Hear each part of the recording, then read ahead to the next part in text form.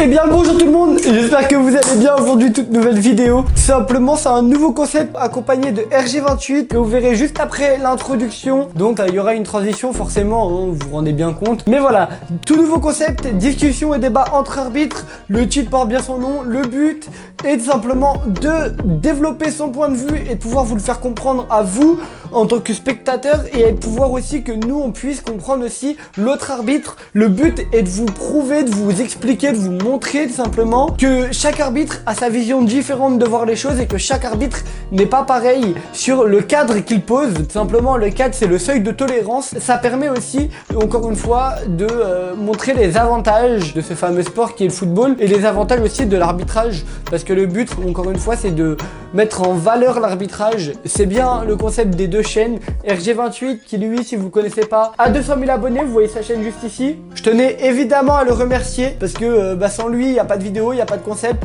Sans lui il n'y a même pas de Flavien sur YouTube, il n'y a pas de Norley, il n'y a personne.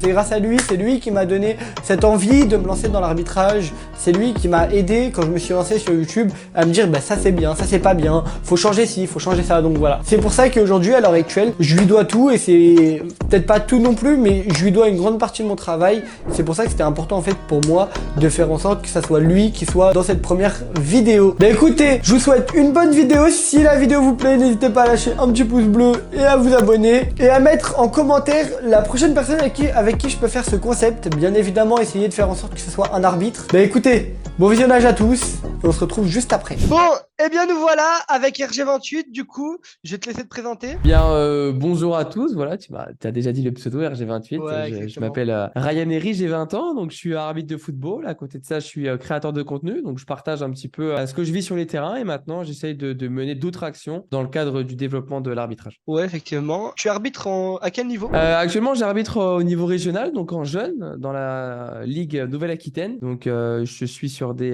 U18 terrains et là, je suis en train de faire le passage en senior. Donc on espère la R3 bientôt. Ok, parfait. Bah écoute, merci. Du coup, effectivement, je suis avec un créateur de contenu qui a 200 000 abonnés, donc sa chaîne sera dans la description. Du coup, on va discuter de trois sujets aujourd'hui. Le débat va être mis en avant sur cette vidéo, tout simplement pour pouvoir avoir les différents points de vue des différents arbitres. C'est un nouveau concept sur ma chaîne. Comme vous avez l'habitude de voir, j'aime bien innover. Et du coup, ça va permettre d'avoir les différentes visions de chaque arbitre. Pour cela, on aura ces trois sujets. Le sujet de la gestion du retardement à la reprise du jeu, ainsi que le sujet des mains, qui est un sujet assez vague où on va pouvoir beaucoup discuter, et la gestion des bandes touches, qui est aussi un cadre majeur à l'heure actuelle dans le football en amateur. Bon, du coup, pour le retardement de la reprise du jeu, personnellement, moi, ce que je fais, c'est que la première fois, si c'est en début de match ou en milieu de match qu'il y a un trop gros écart, je vais rappeler à l'ordre une première fois. Ensuite, c'est vrai qu'il n'y a pas de vraies règles mises dessus, je trouve. C'est vrai que les règles qui sont mises sur le retardement, c'est un petit peu à la compréhension de l'arbitre et autant qu'il gagne les joueurs. Du coup, moi, j'ai noté que je fonctionnais par pédagogie si le score était assez élevé et en milieu de match. Par contre, si c'est en fin de match, si le match est assez serré, etc., je vais pas faire de pédagogie et je vais directement sanctionner. Personnellement, c'est comme ça que je vois les choses. On est en amateur, ça aime bien gruger, les gardiens aiment bien chatiller sur le temps. Donc voilà, ça peut mener aussi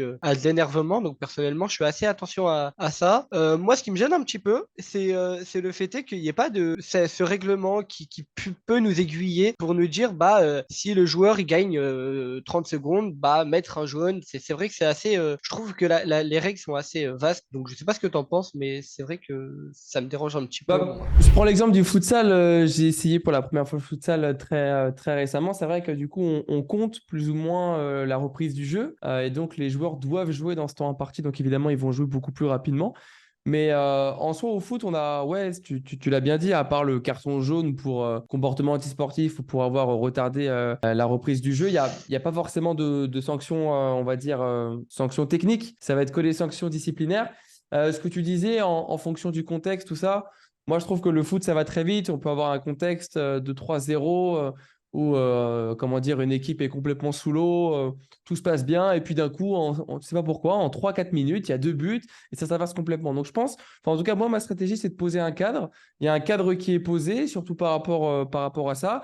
tu vas le voir dès le début du match, des gars qui vont se mettre devant le ballon, par exemple. Alors oui, au début du match, ça n'a aucun impact parce qu'il y a peut-être 0-0 et les esprits sont assez calmes. Par contre, à la fin du match, il y a 1-0, 0-0, 2-1, etc. Ça sera plus impactant, enfin, ça sera différent. Et donc, on va dire, si dès le début, tu as été laxiste au début du match, je pense qu'il faut sortir un peu du contexte. Moi, j'étais souvent dans ça, adapter mon arbitrage au contexte. On est gentil quand ça se passe bien, on est méchant quand ça se passe pas bien. Je pense qu'il faut, on va dire, plutôt avoir posé un cadre et ensuite varier sa tolérance. Mais si dès le début, tu es laxiste, ça va être compliqué d'être impactant à la 90e sur Ouais, ce c'est point-là. vrai. Donc voilà, moi, je trouve que c'est important d'être impactant dès les premiers actes d'anti-jeu. Voilà, quand un gars il commence à se mettre devant le ballon, bah, dès le début, je vais montrer que ça va pas être possible. Parce que si je prends trop de temps, bah, ça va être répété. Et Ouais, je vois. surtout, la première fois que je vais sanctionner, les joueurs, si je ne sanctionne pas et après je sanctionne, les joueurs ils vont pas comprendre. Pourquoi au début du match on sanctionne pas et à la fin du match on sanctionne? Donc Ok. voilà, ça rentre aussi dans la cohérence d'arbitrage, enfin en tout cas dans ma La vision. physionomie. Mais je pense que ouais, non, ce qui est important, c'est de marquer le coup, surtout qu'on appelle ça des actes polluants, des actes pollueurs. Donc, c'est des comportements qui peuvent te faire rater un match. Donc, mieux vaut ne pas les traiter selon le contexte et essayer de les éliminer dès qu'ils sont présents. Ok, bah c'est pas mal. C'est vrai que moi aussi, il y a le fait est que bah, le rajout du temps, j'avais marqué, je voulais rajouter du temps, mais c'est vrai qu'en ce moment, bah, nous, en jeunes, on peut pas rajouter de temps. En tout cas, dans le district de Seine-et-Marne, c'est ce qu'ils nous ont dit, il n'y a pas de temps en jeunes, on peut pas rajouter de temps additionnel. Donc c'est vrai que ça aussi, c'est un problème qui vient à se rencontrer. Je ne sais pas si vous l'avez aussi dans votre Non, ligue. c'est pas une question de. Je pense pas que c'est une question de district ou ligue. Je pense que on va dire, c'est des consignes dans le foot amateur parce que il y a beaucoup de problèmes dans certains matchs. Et je sais que par écho que c'est pas facile l'arbitrage en région Ouais, parisienne, mais que c'est souvent dans le temps additionnel que ça se passe mal, qu'il peut y avoir des bagarres générales, que les matchs déroutent un peu. Et c'est vrai que laisser plus de 5 minutes de temps additionnel dans des matchs serrés en amateur, c'est pas ce qui est recommandé. Donc, ce qu'on nous ouais, recommande, c'est en fait, le temps additionnel, c'est bien, mais on n'est pas en professionnel. Alors, effectivement. sécuriser son match, c'est aussi essayer de le couper le plus tôt possible. Il n'y a pas Ouais. d'intérêt à laisser 5, 6, 7 minutes. Peut-être qu'elles sont méritées, mais le souci, c'est que voilà, mieux vaut éviter de mettre trop de temps additionnel en amateur parce que c'est souvent là que ça se passe mal. Après, il faut quand même un mettre en minimum. Hein. Alors d'aujourd'hui, si l'équipe fait 3 changements, tu mets au moins 1 minute 30. Mais plus de 4 ou 5 minutes de temps additionnel, Effectivement. c'est pas pertinent. Et c'est pratiquement tout le temps dans ces moments-là que ça se passe mal. Ou en tout cas qu'il y a des choses qui se passent. Effectivement, à la formation, on nous a donné, du coup, on nous donne des fiches, comme vous pouvez voir derrière moi. Ces fiches-là qui sont différentes, une pour le temps additionnel, mais elles nous seront recommandées seulement en senior. Donc, effectivement, pour les jeunes, c'est ce que tu disais, le temps additionnel n'est pas recommandé. Et pour nous, bah, on nous a même dit de ne pas en mettre du tout. Donc, c'est vrai que bah, pour le gain de temps, c'est vrai que c'est compliqué. Par contre, effectivement, bah, ça permet à nous aussi de nous sécuriser parce que bah, c'est compliqué, parce que bah, il y a beaucoup de tension. Sur des matchs serrés, il y a beaucoup de tension parce que bah, Bien chacun sûr. veut la victoire, forcément. Et cette tension-là, bah, elle peut se retourner contre l'arbitre et en fait, pas avoir cette cohésion de jeu, entre guillemets. Je ne sais pas si tu comprends ce que je veux dire par là, Si, bien sûr, bien sûr. mais voilà. Donc, c'est vrai que maintenant, ce que tu me dis, ça peut être assez. Je peux mieux comprendre les choses, mais il y a toujours le fait est, bah, comment ce temps-là perdu, on fait pour le sanctionner, Mhm. parce que c'est vrai que c'est compliqué. Quand je vois que, bah, par exemple, à 80e, il y a un score de 1-0 et que bah, l'équipe, le gardien, il vient, il pose le ballon là, il va de l'autre côté, tu lui mets un jaune, mais ça empêche rien. Le gardien, il est content, il a gagné son temps, sachant que nous, on peut pas le remettre derrière. Bah, c'est vrai que c'est quand même une question qui se pose. Donc, bah, c'est bien, j'aime bien avoir enfin, c'est bien d'avoir ta vision parce que bah, tu as l'expérience et Après, je pense par rapport à ça, c'est important aussi d'anticiper. C'est pas à la 80e ou 85e dans un match tendu qu'on va se réveiller et qu'on va se dire, ah oui, merde, ça fait déjà 3 fois que le gardien il gagne du temps, va peut-être falloir intervenir. non, Voilà, effectivement. l'arbitrage, c'est un peu une anticipation permanente, anticiper toujours le prochain problème et à nous, dès qu'on voit que le match, enfin, ça va se tourner vers une situation où une équipe va essayer et faire tout pour gagner du temps, à nous d'être impactant et d'intervenir avant que ça se produise ou dans ce moment-là. Ouais, Donc on a aussi effectivement. un rôle important sur ça. Et on peut être Effectu- on peut changer les choses. Effectivement, le rôle de l'arbitrage, il est important. J'en reviens à ça. J'aime beaucoup ce que tu dis. Il est important parce que c'est vrai que sans nous, il n'y a pas forcément de jeu parce que ça aurait été chacun à la manière des équipes, etc. Donc, c'est vrai qu'avec nous, il y a beaucoup plus de jeux, c'est beaucoup plus respecté. Par contre, effectivement, anticiper, c'est ce que tu disais. Sur des choses comme ça, j'essaye de trouver où est-ce qu'on pourrait anticiper, mais c'est assez compliqué. Quand il y a 1-0, oui, forcément, à 80e, tu doutes que le joueur, enfin, si c'est à 80e, à 70e, tu doutes que le gardien il va essayer de gagner un peu de temps, donc tu vas Ouais, mais vers lui et tu lui dis de jouer.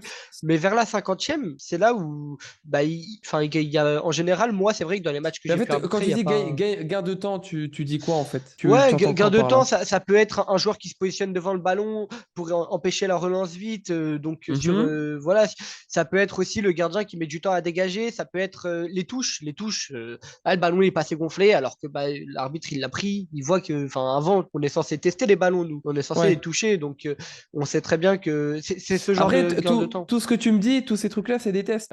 Si 3 fois d'affilée, je prends 100 ans à faire ma touche et à chaque fois, je t'entends et tu me dis, allez, monsieur, on y va, moi, je continue. Hein. Oui, non, mais Si par effectivement. contre, tu me rentres un peu plus dedans, gentiment évidemment, mais tu es plus impactant dans ta façon d'intervenir, tout ça, je me dis, ah oui, je l'ai fait 1 fois, je l'ai fait 2 fois, là, je vais plus pouvoir le faire. Donc en fait, gagner du temps, c'est aussi tester l'arbitre. C'est aussi voir qu'est-ce que l'arbitre laisse passer Est-ce qu'il laisse pas et passer? surtout, qu'est-ce qui va laisser, ceux qui va laisser passer, je vais en profiter. Ouais, ouais. Donc, il faut être impactant. C'est un mot que je vais répéter tout le long. Mais Ouais, j'aime bien. il faut montrer, d'où l'idée de poser le cadre le plus rapidement possible. Comme ça, même si le contexte du match change, toi, tu t'as gardé ta philosophie et donc les joueurs ne vont pas avoir une différence. Parce Donc, que moi, j'étais souvent dans ce truc-là d'adapter mon arbitrage au contexte et on voit que dans un match, le contexte, il change très ouais, très souvent. vite. Et si tu changes ta philosophie d'arbitrage et ton arbitrage tout le temps, tu perds de la cohérence et c'est compliqué. Ok, donc j'aime bien ce que tu dis parce que c'est vrai que moi j'avais noté et j'avais ce que je fais souvent, c'est de la pédagogie en premier lieu et ensuite je sanctionne. À la formation,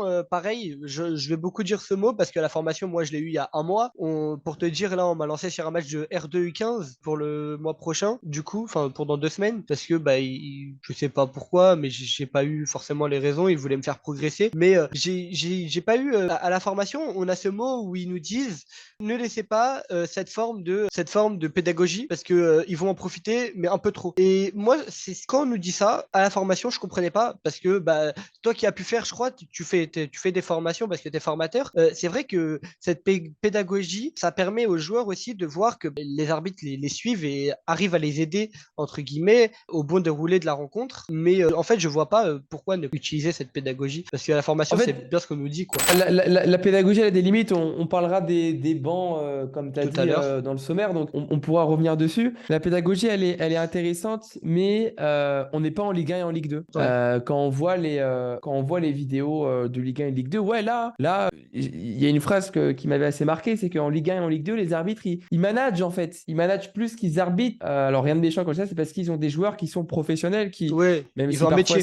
ça dérape, ils ont des joueurs qui sont quand même plus cadrés, plus respectueux, tout ça. Donc la relation est complètement différente. Et là, ils peuvent jouer sur l'humain. Nous, on est à des divisions amateurs, donc avant d'être pédagogique, en être humain, il faut arbitrer. Évidemment, la pédagogie, elle est intéressante, mais un gars qui te dit t'es nul ou quoi que ce soit, il n'y a pas de pédagogie à Non, là, il n'y avoir. a pas de Et en fait, pédagogie à avoir, souvent, ouais, effectivement. la pédagogie, c'est très intéressant, mais à en vouloir trop en faire, on passe à côté, on passe à côté des moments importants. Et donc, encore une fois, faut vaciller un peu dans la tolérance en étant ferme, plus ou moins ferme, suivant enfin, plus ou moins souriant. Tu restes pas tout le temps linéaire. Ouais, effectivement. Il faut changer.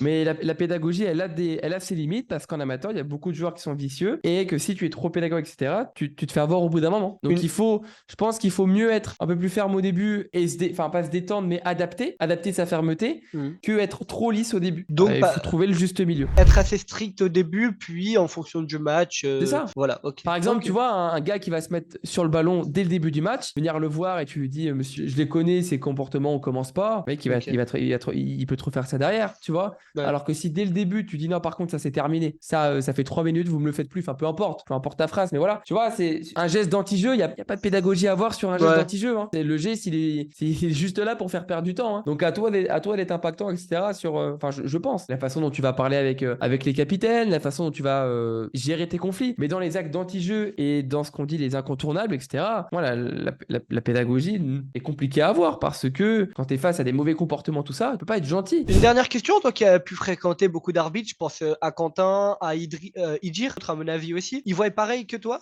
ce genre de choses, ou il y en a qui ont eu aussi, qui voyaient un peu plus les choses en étant pédagogue comme moi, ou c'est vraiment plus strict dès le début et... Attention, quand je dis strict dès le début, Ouais, c'est ouais, pas ouais, non, mais non, non, pas mettre on le haut sort un jaune carton à directement, mais toutes les ouais, non, je situations, on vois, parle pas. mais lui dire C'est surtout strict sur les actes polluants. Après, on est tous différents dans la vie. Moi, je prends l'exemple des formations que je fais en arbitrage.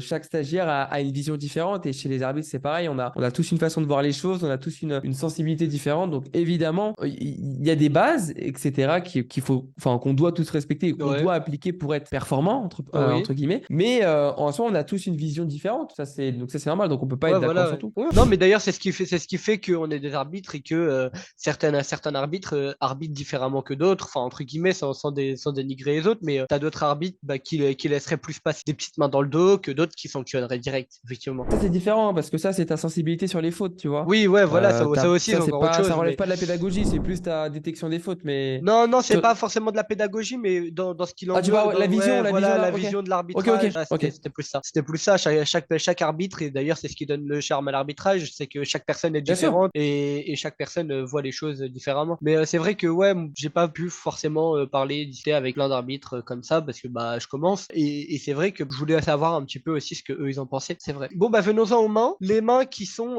forcément un sujet assez compliqué. Je sais pas comment toi tu vois ça, mais c'est vrai que c'est pareil, c'est des règles qui sont encore assez vagues. On en parle forcément dans le monde professionnel, dans le monde amateur. Une main qui, il y a plusieurs, je crois, il y a eu plusieurs règles. Il y a pas longtemps, on a parlé de deux règles, je crois, sur les médias. Une où c'était la FIFA et l'autre c'était, je crois, la règle justement. Tu avais les règles du foot, je crois, je sais plus si, enfin, je dis pas de bêtises, mais il me semble qu'il y avait justement deux types de règles et ça parlait de ça, de règles différentes. Et tu avais les mains qui parlaient de mains qui allongissaient la surface du corps. Je sais plus si c'est comme ça qu'on le Ouais. dit, mais ouais, voilà. Et tu avais le fait est qui l'autre règle qui disait bah c'est le corps, c'est la nature, donc même s'il allongit, on peut pas forcément contrôler. Je sais pas ce que toi t'en penses, mais enfin voilà, c'était plus savoir ton avis sur ça. Comment toi tu vois les choses au niveau des mains? Est-ce que le règlement pour toi il est assez juste ou c'est encore assez vague et faudrait qu'on trouve ce juste milieu? Non, moi je pense que voilà, il y a un règlement. Après, les mains, c'est vrai que c'est un sujet très très compliqué. Même on prend l'exemple des matchs professionnels, on peut regarder deux matchs et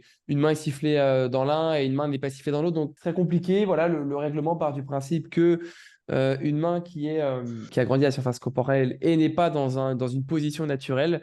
Par exemple, quand on saute sur un corner, on n'est pas censé avoir le bras Ouais, au-dessus de la tête, tu effectivement, vois, ouais. quand tu sautes. Donc voilà, ça peut être sifflé. Je pense qu'il faut être cohérent aussi. Si on siffle une main, si on siffle dans la surface pour une équipe et qu'il y a l'autre situation, il faut la siffler aussi. Si par contre elle n'est pas sanctionnable, il Ouais, faut pas faire de la forcément. compensation. Mais voilà, je pense que ce que les clubs attendent, c'est surtout de la cohérence. Main, pas main, ils vont toujours essayer de demander une main pour espérer obtenir quelque chose. Après, eux, ce qu'ils veulent, c'est de la cohérence. C'est s'il y a une main qui est complètement sortie, tirée par les cheveux, ou bien une main qui a été sifflée là et pas après. Je pense que c'est plus ça qui va être reproché que une main sifflée ou pas. Ouais, c'est vrai que toi, Après, je prends l'exemple, toi, tu as pu discuter aussi avec les personnes du Vinskaya FC, je crois, si je me trompe pas, quand j'ai vu un petit mhm. peu ta vidéo. C'est vrai que ce fameux débat que vous avez eu, il était vachement intéressant. Vous avez parlé des mains, parce que c'est vrai que moi, je suis honnête, hein, j'ai pas 1h10 de vidéo et j'ai regardé ce qui m'intéressait. On n'a pas parlé des mains parce que ça, en soi, c'est pas forcément un sujet Ouais, très intéressant. Il y a voilà, et on pourra toujours en discuter. C'est toujours compliqué. Parfois, on peut dire que quand ça touche une partie du corps avant, ouais. il y a pas main. Sauf que si la position derrière du bras Allez, ouais, voilà, ok. est pas naturelle, c'est compliqué. Ça fait tourner des matchs parfois. Moi, voilà, il y a un règlement, même si il manque peut-être un peu de précision et c'est très compliqué à interpréter. Et ce serait bien de sortir de l'interprétation et d'avoir plus un truc Ouais. factuel, je dirais, mais il faut voir au cas par cas en fonction de nos matchs. Et puis voilà, je sais pas, les mains, c'est pas quelque chose auquel j'y pense plus que ça, Ouais, personnellement. ok. Non, parce que c'est vrai que, bon, bah forcément, t'as les jaunes, pas jaunes, les rouges, pas rouges, parce que il y a différentes mains. Il y a les mains, bah, pour sauver un but, où là, bah, t'es obligé de sortir le rouge, parce que bah, c'est forcément, si je me trompe pas, enfin, c'est de l'anti-jeu, mais en plus de ça, en dehors de ça, c'est une main qui vient empêcher un but. Donc, enfin, ça me paraît, Mhm. c'est rouge. J'ai plus la règle exacte, mais il me semble que c'est rouge aussi, ouais, à ce moment-là. Par contre, t'as d'autres mains où c'est jaune et pas forcément jaune. Comment comment tu gères cette fonction de jaune, pas jaune en fonction des mains? Tu vois ça comment, Bah, toi? en soi, on va dire une frappe qui se dirige directement vers le but et on a une main sanctionnable d'un adversaire dans la surface de réparation, c'est jaune. Ouais. Quand on a une main qui est faite de façon d'anti-jeu, ça veut dire par exemple un joueur qui prend le ballon de la main, un joueur qui touche volontairement le ballon de la main, un joueur qui essaie, je sais pas, tu sais, le ballon passe au-dessus de lui, il l'arrête avec la main, etc. Ouais. C'est jaune et le rouge, il va être quand un joueur essaie d'arrêter le ballon alors Avec qu'il la est main. rentré dans le but, tout Ouais, simplement à la place du effectivement, c'était gardien, on va ça. dire. C'était ça que je cherchais, l'anéantissement de quelque L'annéantissement Voilà. ou l'annihilation, Ouais, t'as les deux annulation dans la aussi, tête. ouais. On est d'accord que les mains, c'est pas toujours sanctionnable de jaune en tant qu'arbitre. Ah non, non, non, bien sûr, Voilà, non, ouais. une main au milieu de terrain va pas être Ouais, sanctionnable d'un voilà, carton jaune. Non, exactement. Ouais, le ça carton jaune, dépend. ça va être, on va dire, ça va être, bah, par exemple, une frappe au but. Ouais, On c'est va ce que partir tu du disais, principe ouais. que c'est une attaque prometteuse, Ouais, donc voilà, la main exactement. stoppe l'attaque prometteuse finalement, et donc le jaune va être pour le motif comportement antisportif. Ouais, donc ça va aussi dépendre de l'action, de l'endroit où se situe l'action, en Ouais, de fait. Ouais, l'endroit, bien voilà, sûr, c'est ça, on est bien d'accord. sûr. Ok. Et devant les bancs de touche, Mhm. ces mains-là, tu les gères comment? Parce que c'est vrai que des fois, il y a aussi le positionnement de l'arbitre qui fait que bah, telle main ne se voit pas. Si toi, tu la vois personnellement et que tu considères que enfin, la main, elle fait pas, elle agrandit pas sa surface corporelle, comment tu gères ça? Parce que forcément, tu as le monde autour qui va te le réclamer, tu as des joueurs qui vont arrêter. Comme par quelle forme de pédagogie, entre guillemets, par quelle forme de parole, tu vas leur dire de jouer? Tu veux qu'on enchaîne sur la partie gestion des bancs en même temps? Ouais, on peut faire ça aussi si tu veux, ouais. Parce que ouais, non, je pense que les bancs, c'est quelque chose de, enfin, je dirais pas problématique dans le foot, mais enfin problématique. Je dirais que c'est un endroit chaud et on le voit même au niveau professionnel et on nous le conseille et même sur les matchs amateurs. Voilà, une micro faute, donc on va dire un petit contact devant les bancs va être sifflé alors que ça ne sera pas forcément sifflé au milieu de terrain ou à n'importe quel endroit parce que voilà, les bancs c'est très sensible, c'est devant les coachs, c'est devant les remplaçants, en jeunes beaucoup et surtout en seniors. Donc voilà, c'est aussi ce qu'on appelle sécuriser son arbitrage. Les bancs, c'est une zone sensible, donc on essaie de se sécuriser un maximum. S'il y a je sais pas, je dirais une petite main et que vraiment tout le monde la réclame, autant la siffler. Quand on a autant de réclamations devant un banc et que derrière, ça peut mener peut-être à une action de but, ne prenons pas de risque. Après, attention, dans la surface de réparation, il faut Ouais, que ça soit flagrant. Je vais pas siffler parce qu'on effectivement. me le demande. Mais voilà, devant les bancs, c'est une zone sensible, donc on essaye de laisser jouer un minimum. Enfin, je veux dire, on va beaucoup plus siffler devant les bancs qu'ailleurs parce qu'il Ouais. faut sécuriser cette zone. Effectivement. Moi, j'ai quelque chose aussi qu'on m'a appris, cette gestion des bancs. Quand il y a une réclamation des bancs, qui est, tu sais, une frustration, comment on appelle ça? Une remarque faite d'un coach, etc. Moi, ce que j'aime bien faire, c'est me mettre à l'opposé et l'entendre crier. Et une fois qu'il crie, pour moi, à partir de ce moment-là, il n'y a plus de pédagogie. J'y vais doucement. Et je vais lui mettre le jaune. Je sais pas comment toi tu gères ça. Personnellement, c'est comme ça que je gère cette gestion des bancs. J'aime bien me mettre à l'opposé et attendre qu'il fasse cette erreur-là, en fait, ça va me permettre à moi aussi de me mettre en valeur. Parce que bah, ça veut dire on le laisse, enfin, on se laisse pas marcher dessus tout le match. Et en plus de ça, bah, ça montre qu'on a de l'autorité. Donc en face des coachs, on se met à l'opposé, on attend qu'il crie et on va lui mettre le jaune doucement, on y va tranquillement. En plus, ça leur fait perdre du temps.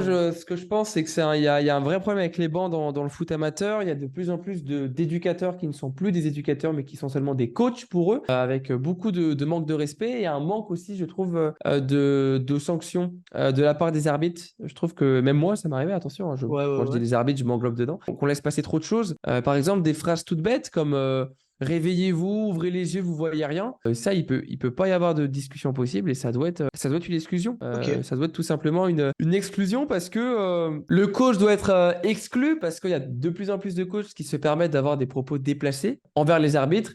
Et non, on n'a pas et on peut pas discuter avec un coach qui crée. Après, voilà, il faut toujours faire la différence et ça aide vraiment quand on a joué au football entre frustration et contestation. Un coach peut être frustré sur une touche, etc. Il n'y a pas de Voilà. souci. Par contre, parfois, il y a des choses, il y a des signaux qui montrent que c'est pas de la frustration. Mais Donc ouais, voilà, ok. c'est vrai que en fait, la mise en garde, elle peut être efficace, mais elle marche pas tant que ça parce que c'est souvent le carton jaune qui fait que ça se calme en Ouais, voilà, général. exactement, ouais. Et même parfois C'est- le carton rouge. Parce que parfois, je rappelle dans le règlement, parfois les coachs, ils sortent de leur surface technique Ouais. Il s'approche un peu sur les côtés et un coach qui conteste une décision d'un arbitre en dehors de ses surfaces techniques, on peut mettre un carton rouge. Ouais, effectivement. C'est marqué noir sur blanc dans le règlement. C'est pas forcément à appliquer à chaque fois, sinon il y aurait eu beaucoup de rouge. C'est important de faire la différence. La frustration, on peut échanger, on peut être dans la pédagogie. La contestation, c'est totalement différent. Je reviens vite fait, je suis une impasse sur le retardement de la reprise du jeu. On avait cette règle pour le gardien qui est des 4 secondes qu'on nous a dit de pas appliquer nous à la formation parce que bah forcément ça s'applique plus forcément aux professionnels. 6 secondes, regarde. Ouais, 6 secondes, excuse-moi, 6 secondes, je suis fatigué. 6 secondes, on a cette règle des 6 secondes qu'on n'applique plus forcément, même en professionnel, parce que ça sert plus à rien. Toi, qu'est-ce que t'en penses? Est-ce qu'ils ont raison de plus est-ce qu'on a raison de plus l'appliquer ou on devrait le faire? En fait, c'est pas une question de l'appliquer, de pas l'appliquer. Je pense que si on applique toutes les règles, c'est pour ça qu'au début, tu me disais être trop ferme. Non, si on applique toutes les règles, c'est pas qu'on joue plus au foot. En tout cas, on finit pas les matchs à 11 contre 11. Et voilà, le foot, ça doit rester un spectacle. C'est pas comme le futsal où là, il faut vraiment respecter les 4 secondes d'exécution. Ouais. Même en professionnel, il y a des gardiens, parfois, ils sont le ballon 11, 12, 13, 14 secondes. C'est moche de siffler un CFI sur ça. Donc, si le gardien le fait une fois, voilà. S'il le fait une deuxième fois ou une troisième fois, là, on va lui dire attention, vous gardez longtemps le ballon. Faites attention. Mais voilà, siffler un CFI. Ouais, effectivement, je suis d'accord. Ouais, dans la surface et un peu se mettre le feu au match pour pas grand-chose. Donc là, il faut être cohérent. Oui, il y a des règlements, mais si on applique le règlement parfaitement, les matchs se passent souvent mal. Donc, il faut vaciller, il faut l'adapter au mieux possible. Et c'est pour ça que c'est rarement sifflé, cette règle des 6 secondes sur les gardiens. Ok, je suis d'accord. J'en revenais à ça, c'était une impasse. Mais voilà, j'étais d'accord avec ce que tu disais. C'est vrai que c'est assez frustrant même pour les équipes de voir que on peut siffler ça alors que bah ça se fait jamais en fait. C'est clair que maintenant en fait, même faudrait que tout le monde le fasse. Ouais, voilà, c'est clair. Donc voilà, je voulais te remercier d'être venu. Merci à toi d'avoir été présent. Merci pour tes réponses. Encore une fois, ta chaîne est en description, bien évidemment, pour ceux qui ne te connaissent pas. Et encore merci d'avoir participé parce que franchement, c'était une expérience assez incroyable et ça va me permettre au moins de pouvoir continuer ce projet-là. Avec plaisir, écoute, merci de l'invitation. J'espère avoir bien répondu à tes questions. Honnêtement, c'est parfait. C'est cool. J'espère que tu pourras avoir d'autres arbitres parce que c'est ça aussi qui est riche dans l'arbitrage. C'est beaucoup de rencontres, beaucoup d'échanges. Et chaque arbitre a quelque chose à apporter à l'autre. Ça, je l'ai appris rapidement. Et voilà, à chaque fois que tu échanges avec quelqu'un, tu peux lui apporter des choses comme la personne peut t'apporter des choses, même si vous n'avez pas les mêmes points de vue et vous n'avez pas la même façon d'arbitrer. Et heureusement, sinon on serait des robots. Donc voilà, mais en tout cas, c'était avec plaisir. Écoute, merci à toi, merci pour cette vidéo et on se retrouve bientôt. Au revoir. Et bien voilà, c'est la fin de cette vidéo, j'espère que cette vidéo vous aura plu. En tout cas, si c'est le cas, n'hésitez pas à lâcher un pouce bleu et à vous abonner. N'oubliez pas aussi de me mettre en commentaire la prochaine personne avec qui vous voulez que je réalise la prochaine vidéo du concept. Le concept peut aussi être amélioré. Donc voilà, le but c'est de me mettre en commentaire tout ce qui est positif et ce que je dois aussi améliorer parce que forcément, rien n'est parfait. Donc voilà. Écoutez, je tenais encore à remercier RG28 pour sa présence. Je tenais à le remercier parce qu'il a vraiment développé l'arbitrage. C'est lui qui m'a aussi donné les moyens de me lancer dans l'arbitrage. C'est lui qui m'a fait découvrir que l'arbitrage n'était pas forcément que du négatif. Sa chaîne est bien évidemment en première ligne de description. Prochaine vidéo samedi à 18 h. Soyez présents. Et voilà, sur ce, à samedi.